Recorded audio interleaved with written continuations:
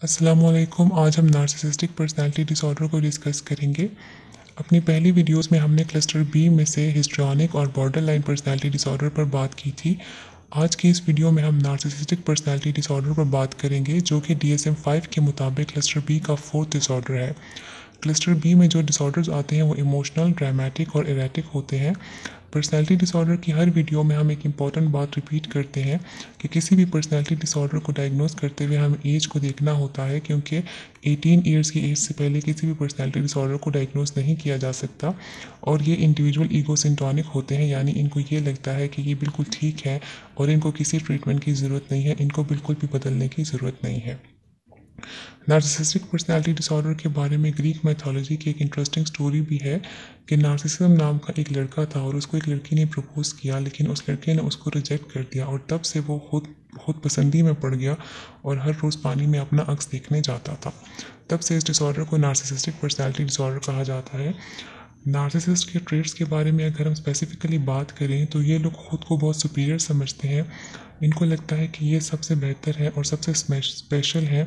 इनमें lack of empathy होती है। इनको हमेशा एडमायरेशन और प्रेज चाहिए होती है और कभी अपनी गलती नहीं मानते। ये मैनिपुलेशन करते हैं। इनके एक्सेसिव मूड स्विंग्स होते हैं। अगर ओवरटली इनकी पर्सनैलिटी को देखा जाए तो इनकी पर्सनैलिटी बहुत कॉन्फिडेंट और चार्मिंग लगती है। आगे चलकर हम इस डिसऑर्डर के सिम्टम्स को डिटेल से डिस्कस करेंगे। नार्सिसिस्टिक पर्सनालिटी डिसऑर्डर्स के सिम्टम्स को अगर हम डिटेल से देखें तो हम कह सकते हैं कि इन इंडिविजुअल में एक सेंस ऑफ ग्रैंडियोसिटी और सेंस ऑफ एंटाइटलमेंट होता है। इनको ये फील होता है कि ये सबसे सुपीरियर और स्पेशल हैं। ये खुद को बहुत स्पेशल समझते हैं। इनको लगता है कि दूसरे लोगों से बहुत बेहतर हैं। इनमें लैक ऑफ एम्पैथी होती है, यानी दूसरों के इमोशंस की केयर नहीं करते। कोई इनके सामने रो रहा हो, कोई उदास हो, उनको कोई फ़र्क नहीं पड़ता। ये किसी की कोई परवाह नहीं करते। कभी अगर इनसे आर्ग्यूमेंट किया जाए तो ये मैनिपुलेशन करते हैं, अपनी गलती नहीं मानते और अगले को इस हद तक मैनिपुलेट करते हैं कि वो समझने लग जाता है कि शायद गलती उसी की है। अगर इनकी पर्सनैलिटी को बाहर से देखा जाए तो ओवरटली इनकी पर्सनैलिटी बहुत कॉन्फिडेंट और चार्मिंग होती है, लेकिन अंदर से ये बहुत इनसिक्योर और एम्प्टी होते हैं। इनके एक्सेसिव मूड स्विंग्स होते हैं। इनका इंटरपर्सनल एक्सप्लॉयटेटिव बिहेवियर होता है। अगर इनके साथ कोई रिलेशनशिप में होता है तो उसकी लाइफ भी बहुत मुश्किल हो जाती है, क्योंकि शुरुआत में ये बहुत इम्प्रेस करते हैं अगले को, बहुत कॉन्फिडेंट और चार्मिंग पर्सनालिटी के साथ होते हैं, लेकिन ये सब मैनिपुलेशन होती है। और जब वक्त गुजरता जाता है और इनको लग जाता है कि अब इनका रिलेशनशिप सेटल हो गया है तो तब ये उसको वैल्यू देना छोड़ देते हैं। इनको ऐसा लगता है कि लोग मुझसे जेलसी रखते हैं। असल में ये इनकी खुद की इनसिक्योरिटी होती है।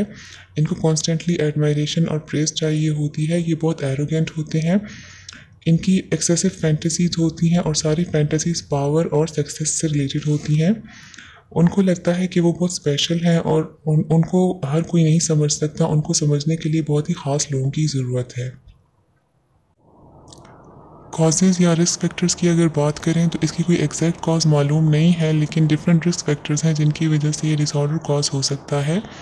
रिसर्चर्स के मुताबिक ऐसे इंडिविजुअल्स की लाइफ में कोई ट्रॉमा या एब्यूज़ गुजरा होता है, या तो डिफरेंट पेरेंटिंग स्टाइल्स या एक्सेसिव प्रेज अगर मिलती है चाइल्डहुड में तो उसकी वजह से भी ये डिसऑर्डर कॉज हो सकता है। ओवर इंडल्जेंट पेरेंटिंग या अनरिलायबल पेरेंटिंग भी एक रिस्क फैक्टर्स हो सकती है, जिसकी वजह से ये डिसऑर्डर कॉज हो सकता है। आखिर में बात कर लेते हैं इस डिसऑर्डर के ट्रीटमेंट की। इसमें मेडिकेशन और साइकोथेरेपी यूज़ की जाती है। अगर साइकोट्रोपिक मेडिकेशन की बात करें तो psychotropic medication generally long term treatment में इनफेक्टिव होती हैं, लेकिन नार्सिसिस्टिक पर्सनैलिटी डिसऑर्डर्स के साथ बाकी मेंटल डिसऑर्डर्स भी आ सकते हैं, जैसे कि एंजाइटी और डिप्रेशन। तो ये मेडिकेशन उन सिम्टम्स को ट्रीट करने में हेल्प करती हैं।